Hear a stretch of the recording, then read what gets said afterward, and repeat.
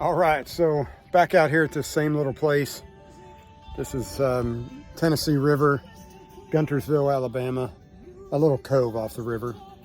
And yeah, it's just a cool place to kind of anchor. It's secluded, hardly anybody around. The let's see here, do it like this.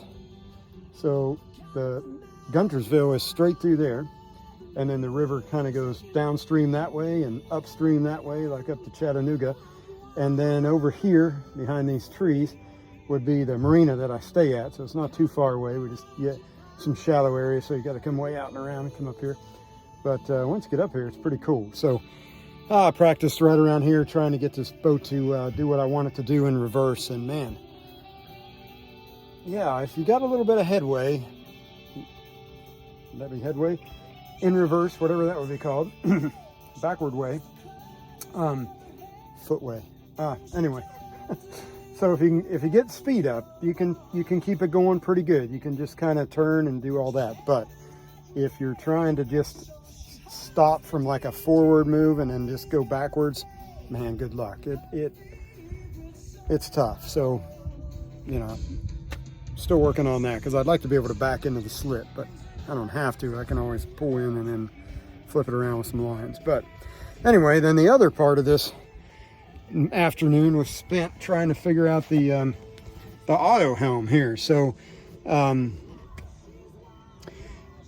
know, when I hooked it up, I tested the little actuator on the tiller here went in and out, and I thought I was all golden. But then every time that I would try to use it, you know, going anywhere, it was just like it wouldn't work. It was like it would just mess things up, and I just would have to unhook it real quick and then just, you know, grab a hold of the tiller and get it done. I hooked up this whole I think this thing is called a tiller tamer or something like that. What's it called? Does it say? Anyway, you can you run a line from a point up through a little pulley here and then back through a clamp and then back to a, you know, just make it fast. And I was just using that, but it's just always bugged me that I couldn't get that darn auto helm to work. So I started trying to figure it out. I did the whole, I thought it was maybe calibration or something. So we did you're supposed to do, you know, these big circles, and then it'll calibrate itself. And I thought, well, that's probably what it is. So I've been out there, you know, just doing circles, you know, probably 10 or 15 circles is crazy, and it's hot as heck. And so I'm just like, oh my gosh. And it still didn't work. I'd get done, I'd calibrate everything, go fine, and then I'd put it under use there, and it would just go haywire. And then it finally dawned on me that it's going exactly opposite. So I wired this boat up, pretty easy to figure out. So I just had the wires back here on the connection right there. If you look, there's a blue wire and a brown wire, and now there's a brown to blue, blue to brown wire. So I just reversed those, and that was a problem. Just had it wired up backwards. So yeah, one problem solved, right? I got a couple other little jobs to do here, but I've got a Windex or a masthead fly, they call it, to put up there, so I may do that here. And I might get some dinner here, so it's kind of cool. Got the little swim ladder up here.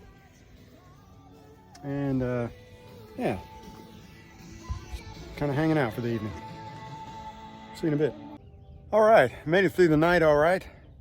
It's rather warm. This is the first time we've had any wind here, any breeze at all. Not much wind, but it is a little breeze, which would have been nice last night. But anyway, we do have the little fans there, so or I have the little fans in the, not really the V-berth, but close. And yeah, so it's tolerable. I also have these cool little, it's like a sailing blanket made by a company in Australia, and they're called Sea Rugs. And they're pretty neat. You flip one side over and it's kind of warm, and you flip the other side over and it just kind of acts like a sheet. So it doesn't really reflect any warmth back to you. But you still have something to cover up with even when it's really warm. And it's kind of, they're really, they're pretty cool. So it's, their motto is works when it's wet and works when you're wet.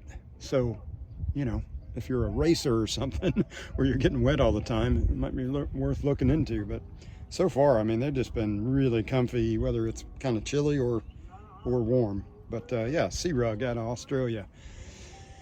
Let's see what else. That's about it. Having a little bit of leftover breakfast. We had cooked a steak on the grill back here, and for dinner last night, that was pretty good, with some refried beans. And since they're left over, you know, having some breakfast, refried beans, some Ritz crackers, and pepperoncinis, and coffee. So it all works out. But anyway, I think we'll go up the mast here in a minute, or just fight through all these cobwebs and maybe put that masthead fly on while I'm out here.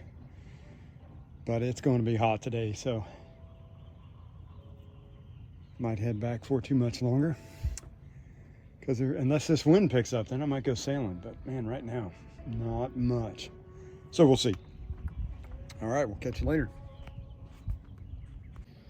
All right, well, just went up the mast and found out once I got up there that the holes that are up there in the very top are too small for this masthead fly here. So I've got a drill now. Let's see.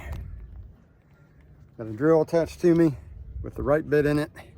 And then we're going to climb back up there and hopefully take care of things and get this thing bolted on to the top of the mast. And the way I do that, by myself anyway, is I've got a climbing harness on.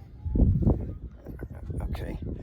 Then I've got these prusik loops, right? So I don't know if you're not familiar with these are cool little things to keep you from falling. They're just loops of line, double fisherman's knot, and then this is called a prusik. And basically what it does, it allows you to slide, and then if something were to happen, it'll just grab the rope, so it just hangs onto the rope to the line. This is a halyard in this case, but anyway, so I just go, you know, up incrementally, slide these up every time, and then you know, if something were to happen, it should keep me on the mast there, and then I can kind of regroup. But anyway, all right, I don't really have a good way to film this, so be back in a moment. All right, so we got that job finished. So that was goofy. Whoever designed the connection for that masthead fly probably sat at his engineer desk too long. I'd say he had to miss lunch for that one. Basically, it takes like 3 or 4 hands to get that job done, and when you're at the top of the mast, it's you know, even a little tougher.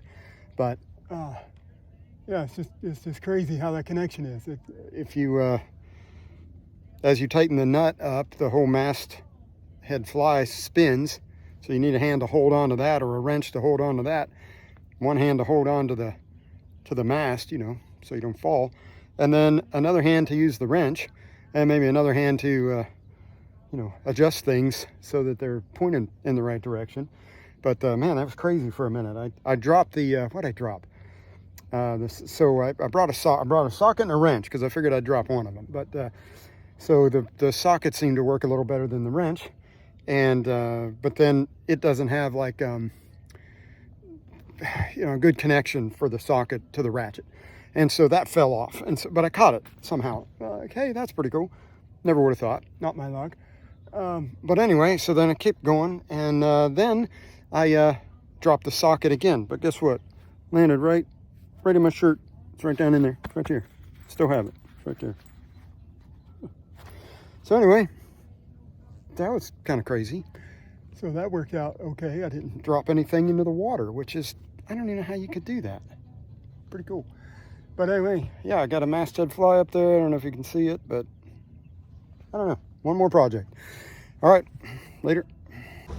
All right, this will have to be quick because I think I'm out of memory or storage or whatever you call it. But we're leaving the anchorage and we're headed back.